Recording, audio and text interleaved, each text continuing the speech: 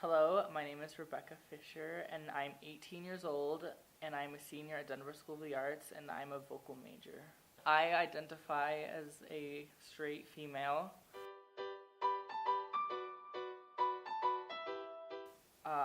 Ever since I was little, I known something is like really different about me, but I didn't really know what it was. And as I got older and like social norms started to come into my life, and um, like people started treating me differently for some reason, I didn't understand why. But then as like I figured things out, because I was always attracted to like pink and everything girly and glittery and like everything like over girly, and I never wanted to play with like boy toys. And whenever my friends wanted to play like sword fighting or like war or something like that, I'm like, I don't want to play with that. Like, can I just play with my Barbies? Like, no. And I don't know. That was like the first sign that I noticed that I was different, that I didn't fit in with the people around me. And from there on, like middle school happened, and I think that's when like bullying started, and that's when like kids can get mean, and that's when like hormones kick in as well. So that's when I started to notice that I liked boys and not girls, and that was like a really big like red flag for me, because I was like, wait, I'm like not attracted to like girls like other guys are, and that was like I knew something was different about me. So then I like by the end of 8th grade, I was like fully accepted that I thought I was like gay, and I was like, okay, like I can deal with this. And I told my parents, and they said they knew, so they were like, okay, and it was really nice. Um, but then the bullying like kept happening in middle school, and then I heard about DSA, and then I auditioned and then got in, and then as I got into DSA, I had a boyfriend like immediately, and that was like a really exciting thing for me, because I was coming from a school where I was bullied for who I was, but I was accepted for who I was here. And after that relationship ended, um, like over for ended like after a year, um, I kind of like had this realization that I didn't really know who I was, and I was surrounded by people like who told me who I was, and I listened to them and I became who they wanted me to be, but I didn't listen to myself, and it was really hard to like accept myself for who I was, and in between all of that, I dealt with like anxiety and depression and like all these other things that like were really serious, and um, I don't know, it's like a really long process, but then literally one day I woke up and I said, I'm done. Like, I don't want to deal with this anymore. So I was like, I'm like deciding for myself to be happy. And then from there on, um, I've been transitioning for about 2 years now, and I've been on estrogen for a whole year, um, and it's been really great. A lot of it's been rough, but like the good stuff outweighs the bad stuff, because like being yourself is like pretty cool. Yeah. So, like my passions, I guess you would call it, is like cosmetics and skincare and makeup. Like, it's like artwork on your face, and it's like I love it so much. And musical theater is like a huge part of my life. That's what I'm going to college for, and that's really exciting. Like getting up on a stage and like being able to like pour your heart out to an audience and make people like, this sounds awful, but make people cry and like make people feel emotion is like one of my favorite things.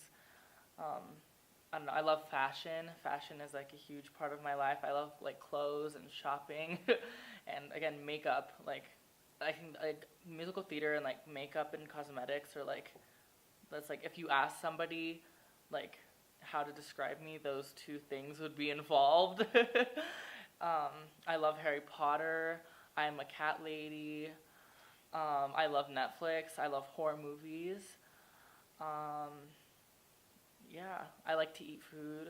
Pasta is my favorite food.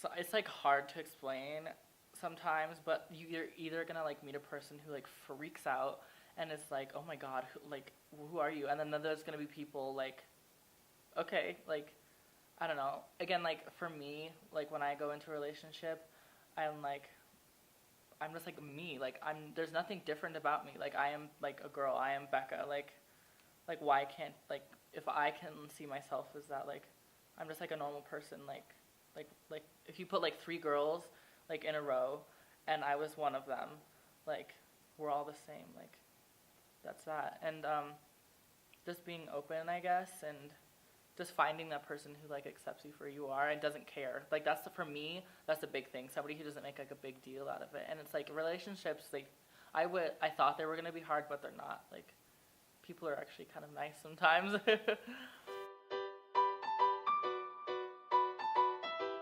I guess the most exciting part for me is like getting up every day and like putting on the clothes that I feel comfortable in, and like going from like boy clothes. Like imagine like if you're like the most girly girl and being forced to wear like joggers and like high tops and all this like very masculine things, and how uncomfortable that would like feel.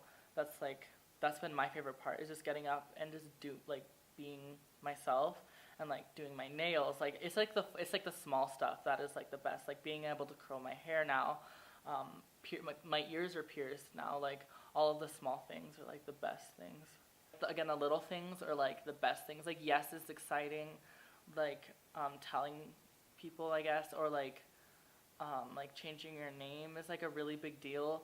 But it's like the small things. Like when I first got my ears pierced, it was like that was like a passage into like womanhood for me.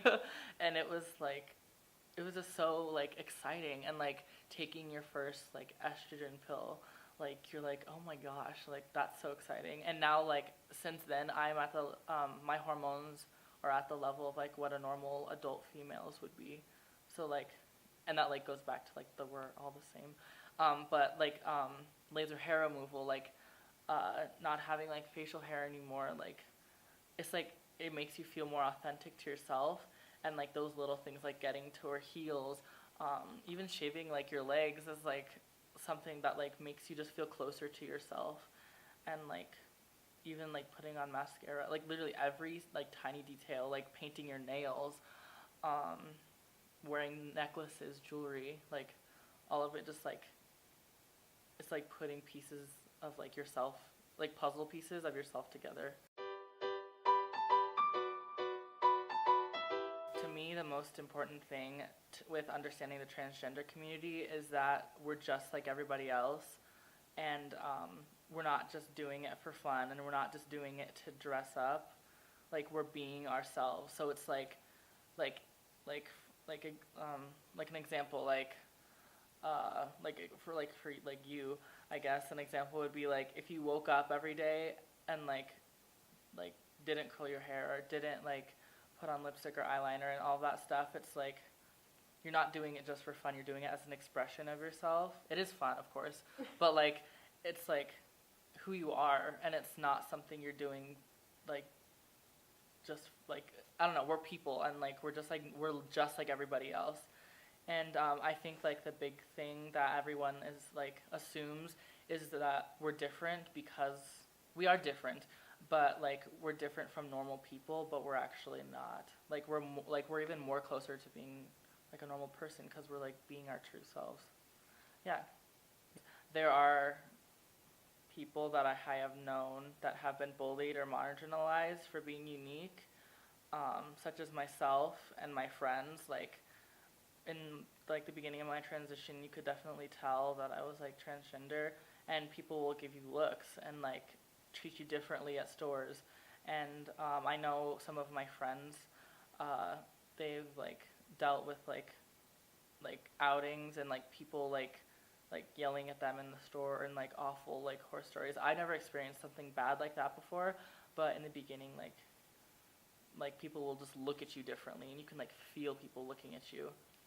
And so yeah, I believe like the best way of addressing like health risks to transgender youth is literally just like just informing people in a normal way, like even if it's like a small segment in a science class or something like that, just like making it like a normal thing and not making it something different, and just like telling people like, and not like making it a taboo thing, just make it normal so everyone just knows about it. You know what I mean? Does that make sense?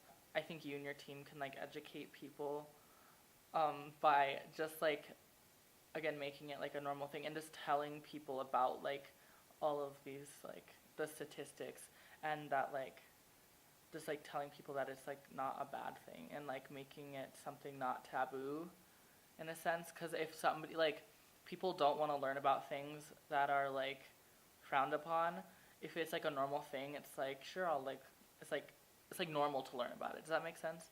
And just like telling people, literally just like do what you're doing, like show people like this video, or like just informing people, like whether it's through like surveys, classes, anything like that. That's like, and like like doing this video is like part of that.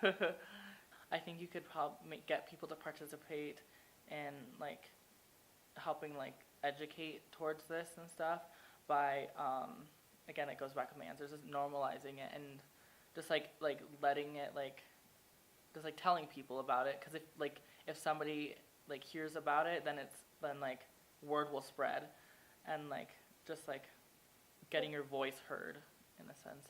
That's like the best way you can educate people. Misconceptions that I've heard is that we're dressing up for fun. And that one, like that's one like one of the biggest ones I've heard. It's like, oh, we're doing it for attention. And that is not true. Like if I could be normal, I would be normal. Like, are you kidding me? Like I would not like wish like this upon anybody. Like that's like the biggest one. Another one is that like if you're around us, like we'll like infect you or whatever. That's like not real. It's like not real. I've heard like people, not to me, but like just like around, that we're not considered like real people or whatever, and that's like really dehumanizing, and that's like a misconception, obviously, because I am a person. Yeah, the way I feel about my current identity is very good and like very strong. Like I'm very like confident in myself. I don't know, like I'm a strong, independent woman, I guess, and I'm very like happy with who I am, and I've definitely worked towards it for a long time. But I can like happily say that like when I look in the mirror, I'm like actually happy with what's like looking back at me for like the first time in my entire life. And it's like really cool. I've never said that out loud before. The way you can advocate for yourself and like for other people transitioning around you is just don't be afraid of like what people will say, because at the end of the day it doesn't matter. Like you're the only person, like at the end of the day when you go to bed, like you're lying there and it's just you. Like you should love yourself and you shouldn't care what other people think. And yes, that's really hard to do, especially in today's society, but like if you just like if you're happy for yourself and not happy for other people, if that makes sense, yeah, that's like the best thing. And just make it again a normal thing. Like don't treat it like something is like big or special. Like yes, it's exciting and special, I guess, but it's like just like what I want is just to be treated like a normal person. And that's like another thing that like adds to that puzzle is like when I was like when people started treating me normal, it like made me feel even more myself and more comfortable. And that's like how you can help people around you, is just by like even and asking questions of like, what do you want to be called, like what is like your new name, if they want to change it, your pronouns, like just like being aware and not making a big deal out of it, and respecting it and not caring what others think. I have never like used alcohol or drugs to like help cope with like neglect or cope with like the feelings I have. I know a lot of people who have and do, and that can like lead into like a really dark path, and it's really hard to get back from that. But yeah, I've never done it though.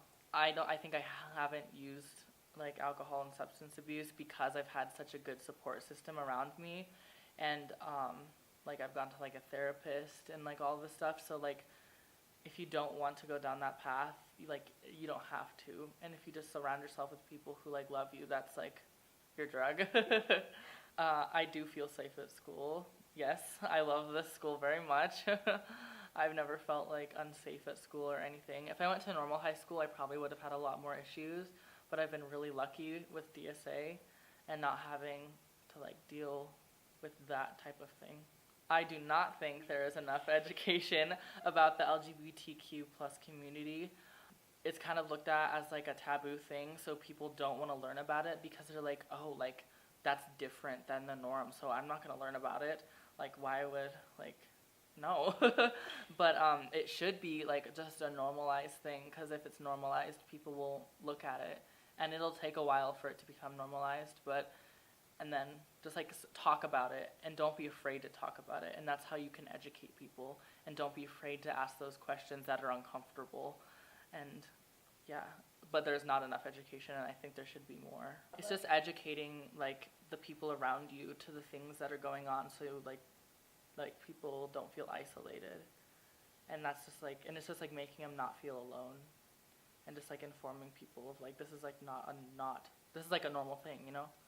Yeah. I think it is bullshit. I think that like the federal and like legislative like rules or laws about transgender rights is like awful. Like an example, like in the military, like they'll pay for Viagra for men to get a boner in the military, but they won't pay for like testosterone or estrogen for somebody to be their authentic self. Like, would you rather have a boner or be yourself? Like, literally, what the fuck? That like, oh, that like aggravates me so much. It's like we're just like everybody else. So sorry, being my true self is like an issue for you. On a scale of 1 to 5 about the way I feel about supporting transgender rights, I'm like at a 10. I'm a 5, because like obviously I care about that because it's part of my life. In my life, the people that I feel safe talking to are like my close friends, like people at school, you, like my parents, my therapist, my boyfriend, just like the people in my circle that are like the most accepting of me. That's who I feel.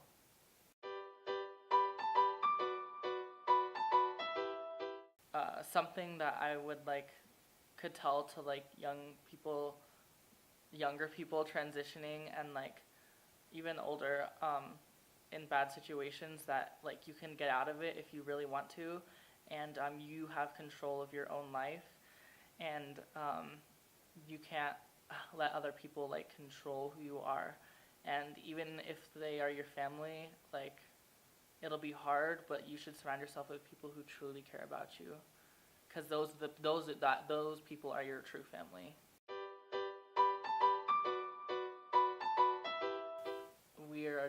We are normal. I'm a normal person, and I'm just like everybody else. Like if you saw me walking down the street, like you wouldn't be able to know. Like you wouldn't tell. Like I'm just like we're all people. So like, why should we be treated differently?